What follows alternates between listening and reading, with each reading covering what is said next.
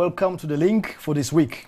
This week's edition is dealing with the issue of mortgages, but the conflict that can arise between you, the mortgagee, and the bank.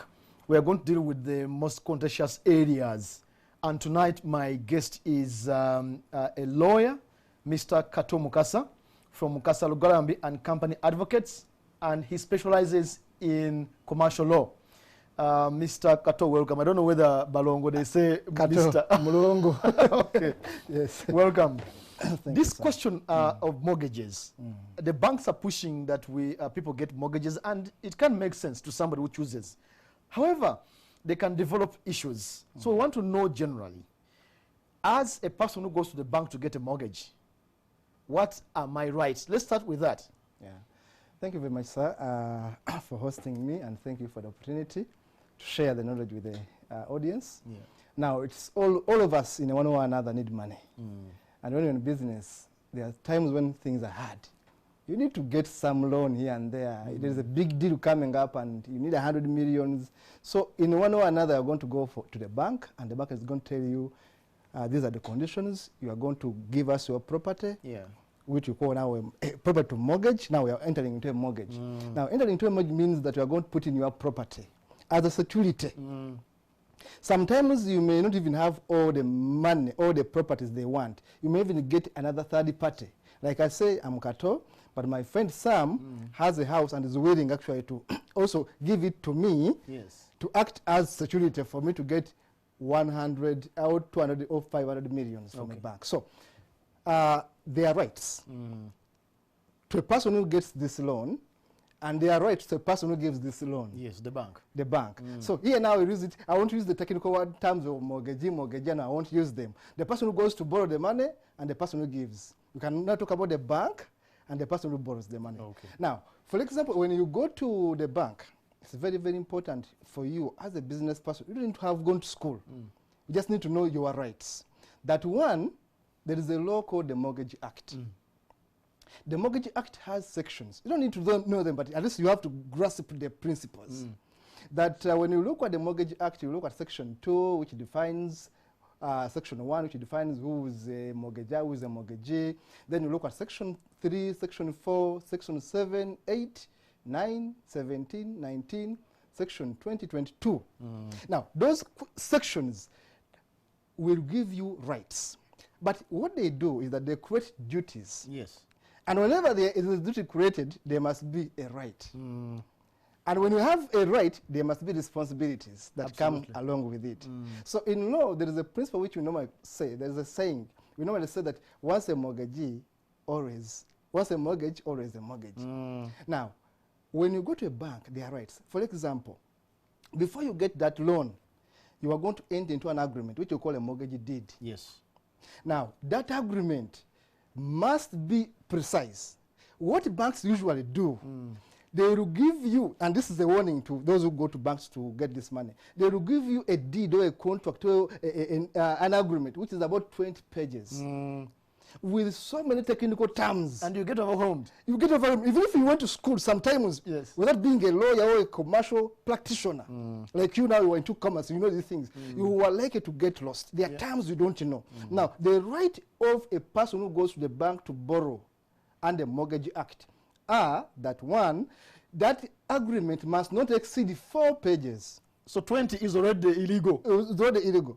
There is a directive from Commissioner Sarah Basangwa, which passed on 1st July 2013, to the effect that a mortgage deed which is effective and allowed in law now must not exceed 4 pages. But a bank is going to give you a mortgage deed which is about 20 pages with technical terms. And the other thing is that it must be clear in a language you understand.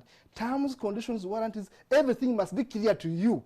I don't know English. I never went to school. You must now get an interpreter for me to explain to me that this one means this, a charge means this. If I'm an illiterate, but I'm a business person, there are many people who are into business, billionaires, without going to school. They're not lawyers. They never read economics, but they want to get loans. Now, you don't cheat them. There must be an interpreter. Who is going to interpret this language to this person? There must be a lawyer. There must be a lawyer to interpret the clauses the terms and conditions that this person who is going to risk his property worth billions of money understands that, yes, I'm going to get this loan under these terms. Okay. So number one of your right is to make sure that there must be full disclosure. It must be clear. Everything must be in writing, but very clear. No tricks. No tricks. And you must be, it can be in a language which is English, which is formal, but they must interpret because a person may not be so much educated. Okay. So you must interpret every word to this person. Now, look, we are going to take this property under these conditions, and we're giving this man under this condition. You need to give me another right before time runs Yes. out. Now, there are many other rights. The other right is that when my time is over, I'm due to pay the money. You must wait for the date of to expire. Like if the agreement says I must have paid all the money on the 30th of, say, October. Yes. You must wait until that date reaches, and then you wait for 30 days. Another month. Another month to give me a notice, which is going to run for 45 days. So there's 30 and 45. Those are 75 days. Okay, interesting. Now, what happens is that people actually don't follow and respect this. Your mortgage lapses, I mean, the time is over, and then before the 30 days pass, there is a notice. Before you know it, they are selling your property. So you must be notified 30 days after it has elapsed, and then another 45 days. Then another 21 days, still another notice. Okay, 90 days, yes. 75 plus 90. Yes, so there are notices which must be given so that they notify you, please pay, please make good. And I have to give reasons that, look, I'm failing here, but you can also give me some time. You can always negotiate. It's not cast in stone. An agreement can be changed. For example, a bank has a right to increase the interest rate or decrease the interest rate, but it must inform you, the person who got that loan, who mortgaged it, that, look, the situation is bad, there is an inflation, there is this and that, we are going to increase slightly this. And they must give you an agreement in writing. They must inform you in writing. Then you can value. We call it valuing a mortgage deed. Okay. Valuation. So these are rights you have to get. For example, if I'm going to sell my property, you must inform me that I'm going to sell your property. And if you didn't agree that you saw it in through private treaty. Yes. Because you can sell my property by not advertising it. But you must have agreed it in writing. If it was not, it must go by public auction. And there are rules. We all know the rules of bailiffs and others that must be followed. You must advertise, it must run into through a national newspaper for this many days. And then after the days, then after the 30 days, then you have to advertise, I mean, you have to sell it, or upon notifying me, because I may have redeemed it myself. How about the banks? The banks have rights also. We have 2 minutes for the banks' rights. Banks. Now, when you look at section 20 and 22, thereabout of the Mortgage Act, banks have about 5 rights. Number 1, a bank has a right to call for full money, all the money. Once you default on your payment, it can have a right to actually say pay all the money. Now, when you fail to pay all that money, the bank has a right to actually go to court and sue you. But there are conditions. Okay. You must have personally accepted the liability. Like if I go to a bank and say, I'll be the one to stand in for that loan, not X and Y and Z, it must be me. Or the suitor who said, I must be the one responsible. So you sue according to the agreement you signed. Okay. The other right they have is the right for foreclosure, where you can go ahead and sell the property. But all that must have been agreed upon in the deed. In 4 pages? Yes, in the other 4 pages, which must be clearly understood by you. The other one they have actually is to lease. What if you give them a property which was under lease? Okay. They can actually sublease that property. Okay. They have the right to sublease because what they want is their money back. A bank wants to recover this money.